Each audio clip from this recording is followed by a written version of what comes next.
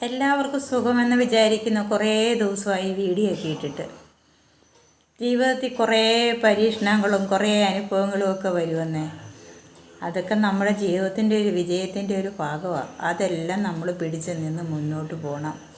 ഒരുപാട് അനുഭവങ്ങൾ, ഒരുപാട് പ്രവൃത്തികൾ, ഒരുപാട് സംസാരങ്ങൾ, ഇതൊക്കെ വരും. ഇതൊക്കെ നമ്മുടെ ജീവിതത്തിൽ ഇനിയും വരാൻ പോകുന്ന നല്ലതിന് വേണ്ടിയാണ്, അതിൻ്റെ തുടക്കമാണെന്ന് മാത്രം വിചാരിച്ചാൽ മതി.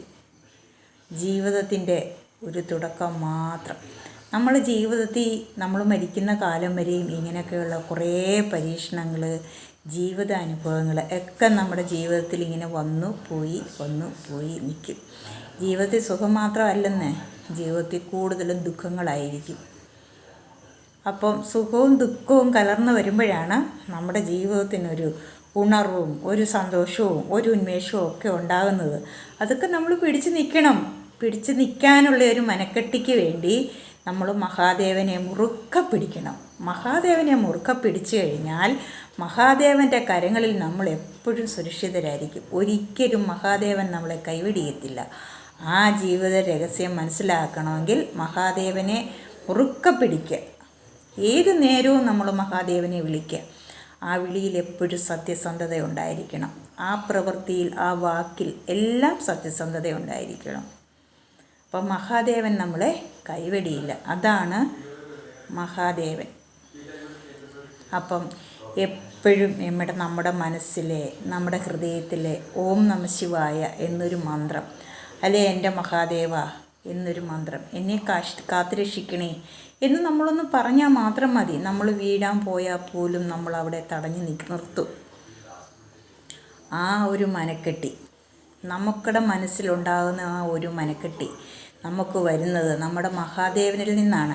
ഇതൊക്കെ കേൾക്കുമ്പോൾ, അല്ലെങ്കിൽ ഇതൊക്കെ ഞാൻ പറയുമ്പം ഇപ്പോഴത്തെ കുറച്ച് പിള്ളേരുണ്ടല്ലോ, അവർ വേണമെങ്കിൽ പറയും, ഇവർക്ക് വട്ട, ഇവർ ചുമ്മാതെ ഇങ്ങനെ ദൈവവിശ്വാസവും പറഞ്ഞ് അന്ധവിശ്വാസവും പറഞ്ഞിരിക്കുമോ എന്ന് പറയും.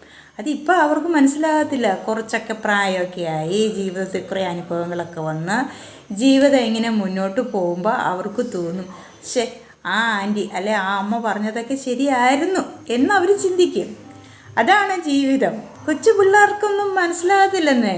അവർ ജോലി ചെയ്യുന്നു, പൈസ ഉണ്ടാക്കുന്നു, ഇങ്ങനെ പോകുന്നു. പക്ഷെ ചില പിള്ളേർക്ക് ഇതൊക്കെ ഭയങ്കര വിശ്വാസം കേട്ടോ. അവർക്ക് മഹാദേവൻ എന്നൊക്കെ പറഞ്ഞു കഴിഞ്ഞാൽ ഞാൻ ഒരുപാട് പേരെ കണ്ടിട്ടുണ്ട്. നല്ല വിശ്വാസമാണ്, ദൈവവിശ്വാസം ഒരുപാടുള്ള പിള്ളേരൊക്കെ ഉണ്ട്, ഇപ്പോഴും ഉണ്ട്. ഇല്ലെന്ന് ഞാൻ പറയത്തില്ല, ഞാൻ അവരെ ഒരിക്കലും കുറ്റം പറയത്തില്ല. പിള്ളേർ നമ്മുടെ അല്ലേ, അവർ നമ്മുടെ ഇടം കൈ വലം കൈ പോലാണ് നമ്മുടെ മക്കൾ.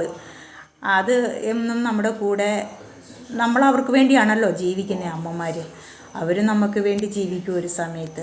ഒരു സമയത്ത് നമ്മൾ അവർക്ക് വേണ്ടി ജീവിക്കും. അതൊക്കെയാണ് ജീവിതം. അത് ഒരു കടം വീടൽ പോലാണ്. ഇന്ന് ചെയ്താൽ നാളെ കിട്ടും എന്ന് പറയുന്ന പോലാണ് നമ്മുടെ ജീവിതം. നമ്മൾ എന്ത് ചെയ്യുന്നോ അത് നാളെ നമുക്ക് കിട്ടും. ഇന്ന് നമ്മൾ എന്ത് ചെയ്തു അതായിരിക്കും നാളെ നമുക്ക് കിട്ടുന്നത്. അപ്പം എല്ലാവരും സന്തോഷമായിട്ടിരിക്കുക. ഒന്നിനും പിണങ്ങാതെ, ഒന്നിനും കുറ്റം പറയാതെ, ഒന്നിനും പരിഭവം പറയാതെ, എല്ലാത്തിലും സന്തോഷം കണ്ടെത്തി, സുഖത്തിലും ദുഃഖത്തിലും സന്തോഷം കണ്ടെത്തി. അതെല്ലാം നമ്മുടെ ജീവിതത്തിലെ നന്മയ്ക്ക് വേണ്ടിയാണെന്ന് കരുതി സന്തോഷമായിട്ടിരിക്കുക. എല്ലാവർക്കും എൻ്റെ ശുഭ ആശംസകൾ. ഓക്കേ.